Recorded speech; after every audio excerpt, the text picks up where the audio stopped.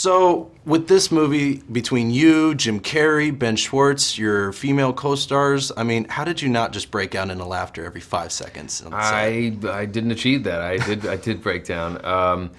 I knew that I was getting ready to share long pages of dialogue with a hero of mine, a comedic hero of mine, who I grew up emulating and doing impersonations of his impersonations in school and with friends. And so I was like, be prepared, ready to go with the flow, and just don't start talking like him. Because I reminded myself how many times I did Jim Carrey impressions. I was like, oh my God, okay, so don't start to become him in the scene. Otherwise he's gonna look at you like, what's wrong with you?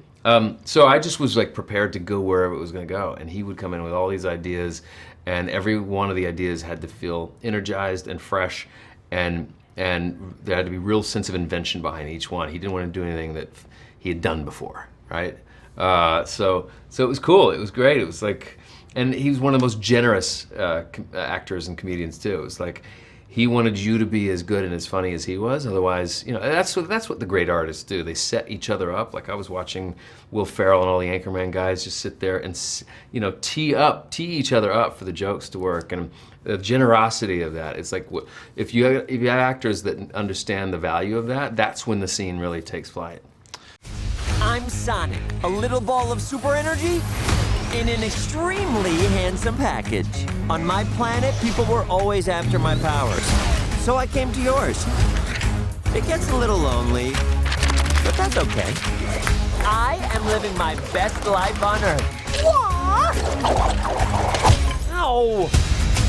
Let the plate Sonic! Let the bitches mount also Sonic! So for this movie, Yes.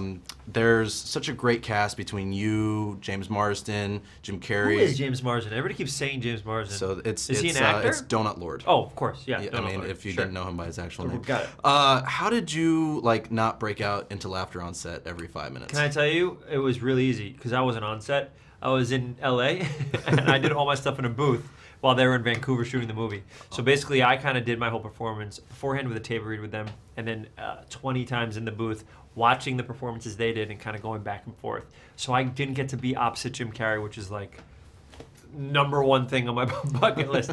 But I got to meet him and hang out with him now, and he's like inspiring and wonderful.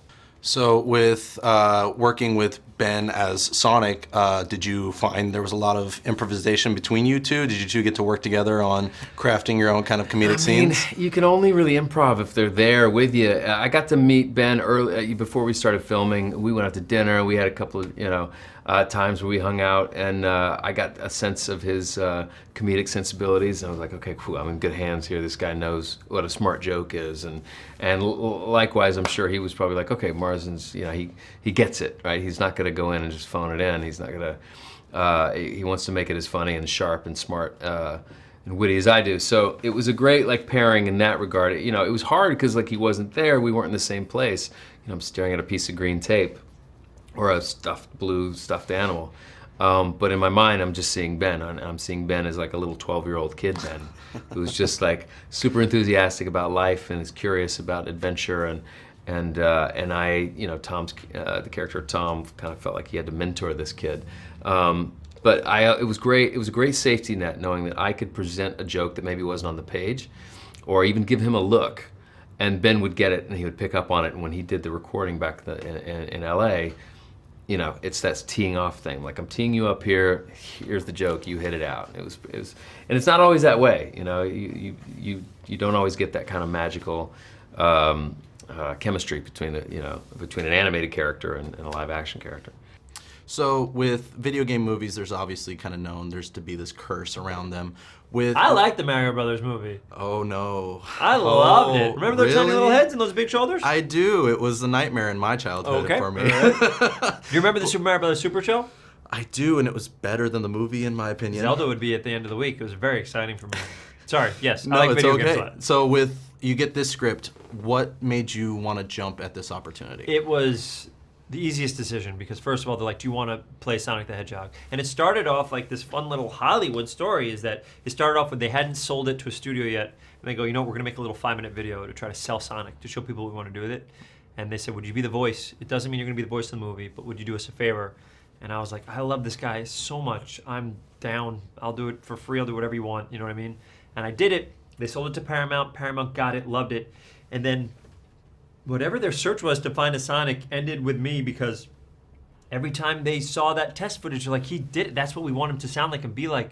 So I got so lucky that I got to be this character. So for me, it was a huge deal, because as you know, I love video games. So the idea that I could be this character that I've idolized for so long was I was over the moon.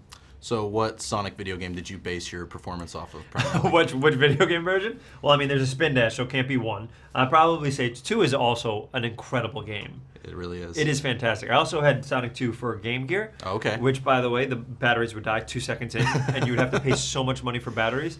So I would be hang gliding, then all of a sudden the thing shuts off. But for me, I based it off of the speed and the attitude of those, but the story is kind of written as if it's like a little kid who's super excited. And I was like, oh, if I can kind of play it where when you see this character, you feel like the energy of this little kid who's so excited to be out in the world doing all these things. I feel like kids could connect with that, and maybe parents could connect with that. So that's kind of how I played it. I thought if I can lean into that a bit. So then, which is your favorite of the games, since you I love the 2. games? I just beat 1 and 2 again. Really? And I'm playing Sonic Mania now. Yes, but Okay. full disclosure, I'm pretty good at video games. When I got to the last couple rounds of 1 and 2, you have to use the save function. I have no idea how.